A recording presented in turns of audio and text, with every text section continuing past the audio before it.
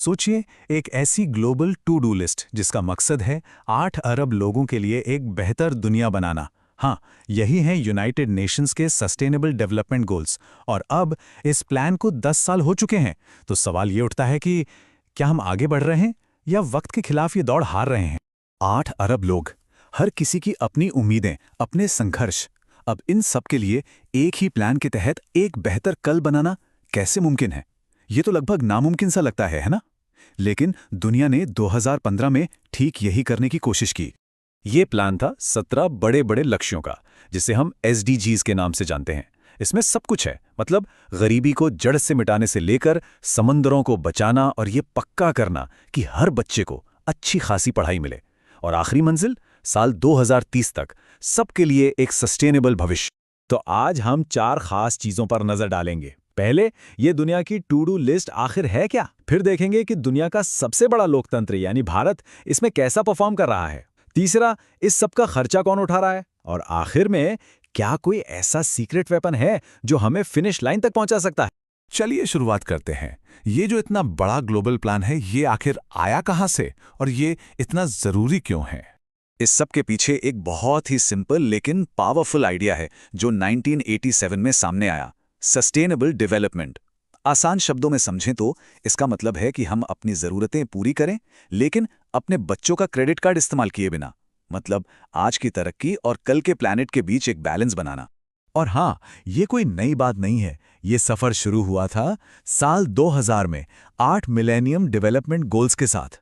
जब वो 2015 में ख़त्म हुए तो दुनिया ने अपने इरादों को और बुलंद किया। इस बार लक्ष्य थे 17, कहीं ज्यादा बड़े, जिनको हम सस्टेनेबल डेवलपमेंट गोल्स कहते हैं। और डेडलाइन साल 2030। और अब एक रियलिटी चेक।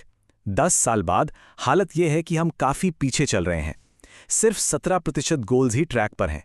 इसका मतलब है कि बाकी के 83% या तो कछुए की चाल से चल रहे हैं या उससे भी बुरा गलत दिशा में जा रहे हैं। खासतौर पर क्लाइमेट चेंज और असमानता जैसे गोल्स, उनकी हालत तो काफी नाजुक है। लेकिन इस निराशा से भरी ग्लोबल पिक्चर के बीच उम्मीद की किरणें भी हैं, और इनमें से एक बड़ी उम्मीद है दुनिया का सबसे ज्यादा आबादी वाला देश, भारत। क्योंकि अगर भारत इसमें कामयाब हो सकता है ना, तो ये पूरे प्लैनेट के लिए एक गेम चेंजर साबित होगा। और भारत वाकई में जोरदार प्रगति कर रहा है। 2025 में ये पहली बार SDG इंडेक्स के टॉप 100 देशों में शामिल हुआ, 99वीं रैंक पर। ये अपने आप में एक बहुत बड़ा मील का पत्थर है, जो दिखाता है कि इतने बड़े स्केल पर भी प्रोग्रेस करना मुमकिन है। और ये प्रोग्रेस सिर्फ कागजों पर नहीं है, ये लोगों की जिंदगी बदल रही है। मिसाल के तौर पर SDG 1 को लेते हैं, गरीबी खत्म करना। 2015 से 2021 के बीच भारत ने 13.5 करोड़ लोगों को मल्टी डायमेंशनल पॉवर्टी से बाहर निकाला। मतलब उन्हें सिर्फ पैसों की तंगी से नहीं, बल्कि खराब सेहत, पढ़ाई की कमी और आम जिंदगी की मुश्किलों से भी आज़ादी मिली। ये एक पूरी पीढ़ी के लिए बहुत बड़ा बदलाव है। शिक्षा यानी SDG 4 के मामले में भी कहानी कुछ ऐसी ही कमाल की है। 2024 तक भारत ने प्राइमरी स्कूल में लगभग यूनिवर्सल एनरोलमेंट हासिल कर लिया है। आंकड़ा है 99.9%। ये देश के आने वाले कल के लिए एक जबरदस्त इन्वेस्टमेंट है। हेल्थ यानी SDG 3 में भी कमाल का सुधार हुआ है, खास तौर पर मैटरनल मोर्टेलिटी रेट, मतलब बच्चे के जन्म के वक्त मां की मृत्यु दर। इसमें भारी कमी आई है।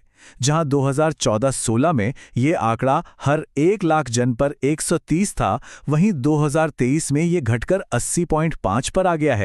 तो भारत की कामयाबी से हिम्मत तो मिलती है, लेकिन ये एक बहुत बड़ी ग्लोबल चैलेंज की तरफ भी इशारा करती है। वो है पैसा। इन बड़े बड़े गोल्स को हासिल करने के लिए पैसे भी बहुत लगते हैं, और फिलहाल दुनिया इस मामले में काफी पीछे है। और ये कमी कितनी बड़ी है, ये आंकड़ा सुनकर शायद होश उड़ जाएं। हर साल $4 ट्रिलियन। इतनी कमी है डेवलपिंग देशों में इन गोल्स को पूरा करने के लिए। अंदाजा लगाने के लिए ये रकम दुनिया के कुछ सबसे बड़ी इकोनॉमीज के पूरे साल के बजट से भी ज्यादा है। ये छोटा मोटा गैप नहीं, बहुत बड़ी खाई है। और ये पैसे की कमी कोई नई प्रॉब्लम नहीं है। दशकों से 2002 में मॉन्टेरी से लेकर 2015 में अदीस अबाबा तक बड़ी बड़ी ग्लोबल मीटिंग्स में इस पर चर्चा हुई है। लेकिन अच्छे इरादों के बावजूद वो $4 ट्रिलियन का गैप वहीं का वहीं है, बल्कि बढ़ ही रहा है। लेकिन अब एक नया प्लान सामने आया है। स्पेन में तैयार हुई सिविले कमिटमेंट। इसका मकसद है इस फंडिंग गैप को भरने के लिए एक प्रैक्टिकल, एक ऐसा रोड मैप देना जो जमीन पर काम करे। तो ये काम कैसे करेगा? इसमें कुछ स्मार्ट फाइनेंशियल टूल्स का इस्तेमाल किया जाएगा, जैसे कि डेट फॉर डेवलपमेंट स्वैप्स। इसका मतलब है कि किसी देश का कर्ज इस शर्त पर माफ कर दिया जाए कि वो उस पैसे को हेल्थ या एजुकेशन पर खर्च करेगा। या फिर डेट पॉज क्लॉजेज, यानी अगर कोई नेचुरल डिजास्टर आ जाए तो उस देश को कर्ज चुकाने से थोड़े टाइम के लिए छुटकारा मिल जाए। पूरा खेल क्रिएटिव फाइनेंसिंग का है। फंडिंग गैप एक बहुत बड़ी रुकावट है, इसमें कोई शक नहीं।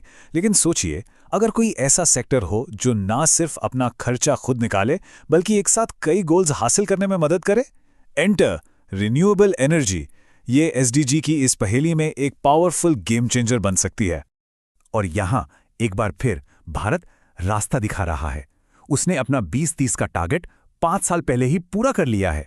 अब भारत की 50% से ज्यादा installed electricity capacity non fossil fuel sources यानी साफ सुथरी एनर्जी से आती है। ये एक हैरान कर देने वाली उपलब्धि है जो साबित करती है कि क्लीन एनर्जी की तरफ तेजी से बढ़ना बिल्कुल मुमकिन है।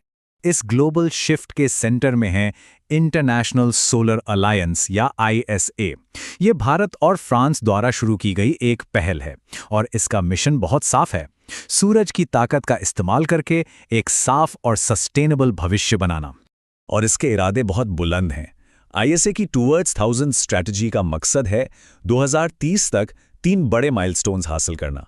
सोलर एनर्जी में $1000 अरब यानी $1 ट्रिलियन का इन्वेस्टमेंट लाना, 1000 मिलियन यानी 1 अरब लोगों तक साफ सुथरी एनर्जी पहुंचाना और 1000 gigawatt solar energy capacity install करना। ये आंकड़ा आज दुनिया की टोटल सोलर कैपेसिटी से कहीं ज्यादा है। ये 1000 गीगावाट का टारगेट खास तौर पर बहुत जरूरी है। ये ग्लोबल एनर्जी लैंडस्केप में एक बहुत बड़ा जमीनी बदलाव ला सकता है। हमें फॉसिल फ्यूल से दूर एक साफ सोलर पावर्ड भविष्य की तरफ ले जा सकता है। तो अब हम यहाँ खड़े हैं, 2030 की डेडलाइन नज़दीक आ रही है। हमारे पास एक प्लान है, भारत जैसी सक्सेस स्टोरीज हैं और इंटरनेशनल सोलर अलायंस जैसे पावरफुल सॉल्यूशंस भी हैं। लेकिन हमारे सामने पैसों की भारी कमी और वक्त की पाबंदी भी है।